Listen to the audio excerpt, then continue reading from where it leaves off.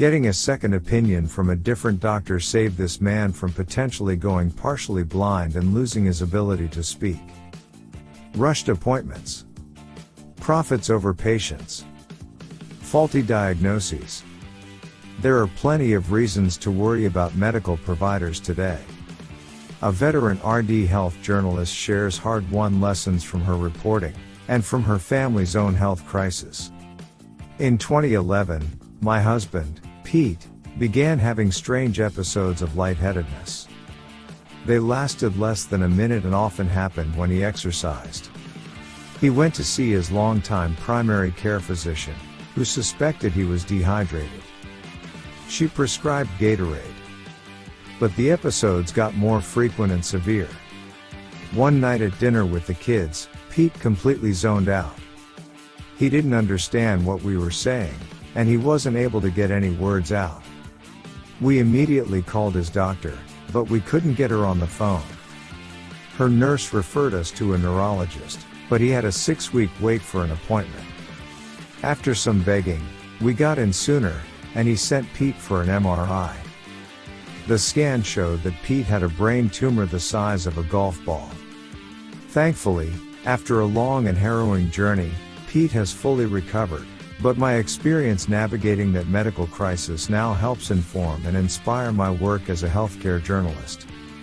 If I had to distill everything I've learned over the years as a patient, spouse, parent, and medical reporter into one lesson, it's this: trust but verify. While I believe most doctors have our best interests at heart, our system is deeply flawed. Medical errors are estimated to be the third leading cause of death in the United States. In fact, most of us will receive an incorrect or late diagnosis at least once in our lives, often with serious consequences, according to a National Academy of Medicine analysis. News headlines about outrageous bills, conflicts of interest, and depersonalized care plant more seeds of doubt. Doctors are keenly aware of the problems, but many of the underlying circumstances are beyond their control. Electronic record keeping, a boon to efficiency in many ways, takes an average of nearly 6 hours of a primary care physician's day, more time than is spent with patients. Most face-to-face visits are now about 15 minutes, and down to only 8 minutes in some parts of the country, says Andrew Morris Singer, MD, President of Primary Care Progress, a nonprofit working to improve primary care. Physicians are literally running from room to room, he says. We have physicians tell us that they are constantly constipated because they can't even stop to go to the bathroom. What's more, insurance companies have cut doctors' payments, forcing them to see more patients or invest in lucrative sidelines, such as selling supplements, medical devices, or imaging services, to keep their practices in the black. These changes have driven a huge wedge into the patient-physician relationship, Dr. Morris Singer says. This is not a minor concern. Research shows that without trust, a patient might not feel comfortable sharing information his or her physician needs to provide quality medical advice. Patients who trust their healthcare providers are more likely to follow their treatment plans, have fewer symptoms, practice healthier behaviors, and be more satisfied with their care. In addition, a doctor who knows you and your health history is less likely to overprescribe or send you for unnecessary tests. Finally, I believe a doctor is more likely to make an extra effort for you if you have a relationship. It's just human nature. Building that relationship takes time and care, and sometimes that's still not enough.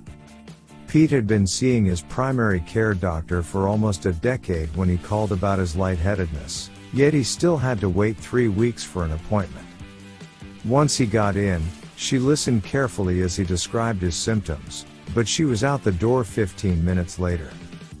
Would more time have yielded a more accurate diagnosis or an earlier MRI? It's hard to know. Maybe we can do more as patients. Dr. Morris Singer says it helps to show your doctors that you recognize the pressure they face. When your physician comes into the room, say something like, "How are you doing? I know it can't be easy being in healthcare these days. Asking about family, travel plans, or other personal details helps you connect on a human level. When the exam is underway, ask your doctor whether you can see the notes he or she is typing. "Do you mind if I take a look?" suggests Lolita Al-Quraishi, MD, of the University of Chicago, who has studied the impact computers have had on the doctor-patient relationship. "I tried this at my most recent physical, and my doctor didn't seem to mind. I even pointed out that the system still listed a prescription I was no longer taking." Stephen Feldman, MD, PhD, a dermatologist at Wake Forest School of Medicine, has his own strategy for building relationships with his patients. He discovered that they are more likely to take their prescriptions if he gives them a business card with his cell phone number and asks them to call him in 3 days to tell him how the medicine is working. "They can't believe I give them my cell phone number. It establishes both trust and accountability," he says. Unfortunately, Pete's difficulty getting in to see both his primary care doctor and the neurologist dented our confidence that he would get the care he needed. And then things got scarier. The MRI showed that Pete had a meningioma, the good kind of brain tumor, the neurologist explained to us, because it is usually benign. But Pete's was large, and it was wrapped around his carotid artery, pressing on his optic nerve and extending into the speech center of his brain. The neurologist sent us straight to a neurosurgeon, supposedly the best in the city. He spent an hour patiently answering our questions, but his prognosis was terrifying. The tumor needed to be removed, and the operation would likely leave Pete blind in one eye and possibly without the ability to speak. With Pete's episodes of lightheadedness occurring more frequently, the surgeon scheduled the surgery for the following week. What happened next can be described only as a stroke of luck. Pete and I reached out to the rabbi at our temple for comfort, and she connected us with another congregant whose son had undergone surgery to remove a brain tumor a few years earlier. She encouraged us to get a second opinion from the neurosurgeon at Duke University Medical Center who had operated on her son. "He can do things other surgeons can't," she said. As a health reporter, I knew objectively that a second opinion could be valuable. A 2017 Mayo Clinic study found that 1 in 5 people who sought a second opinion went home with a completely new diagnosis. Another 66% got new information or a revised diagnosis. A second opinion can also reveal different treatment options. Yet surveys show that more than half of Americans don't bother, even when faced with a major medical decision. As Pete and I debated what to do, I understood why. Duke is a 3-hour drive away, which seemed like a hassle. We liked the local surgeon. Most important, Pete couldn't wait to get this thing out of his brain. But the woman from our temple insisted and even called Duke to get an appointment for us. That appointment changed everything. The Duke surgeon told us he used a different technique. It was lower risk, and it would spare Pete's eyesight. If your doctor is irritated by your decision to seek a second opinion, as Pete's local neurosurgeon seemed to be, it's a red flag that perhaps he or she is not the right fit. Smart doctors won't feel threatened or offended, says Robert Arnold, MD, chair of the University of Pittsburgh's Institute for Doctor-Patient Communication. They know that once you get that second opinion and come back, it's way better, because you will both be on the same page about the best way to move forward, he says. To prepare for Pete's appointment at Duke, I started reading up on meningiomas. I tried to stick to fact-based websites published by academic medical centers, such as Johns Hopkins, Harvard, and the Mayo Clinic. I also looked for condition-specific websites, especially those staffed with medical professionals. It may sound obvious, but being well prepared for appointments can help maximize what little time you have with your doctors and perhaps give them insights into your case they might not otherwise receive. You should do your homework about your doctors too.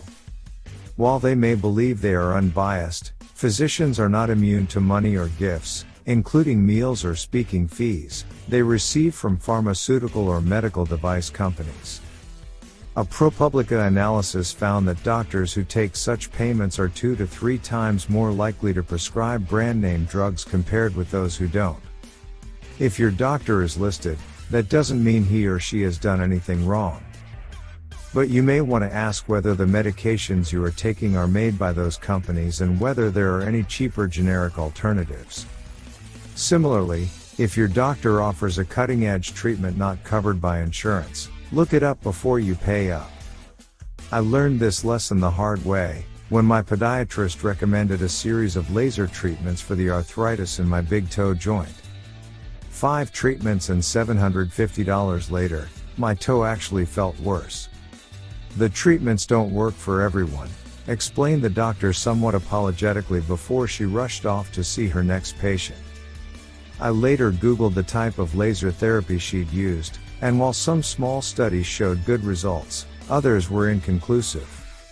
More ominously, perhaps, the device manufacturer's website touted its profit-producing potential. Start creating a cash-based division in your practice with laser therapy. When Pete was at the Duke Hospital for his brain surgery, we wanted to connect with his medical team even though we would be there for just a short time.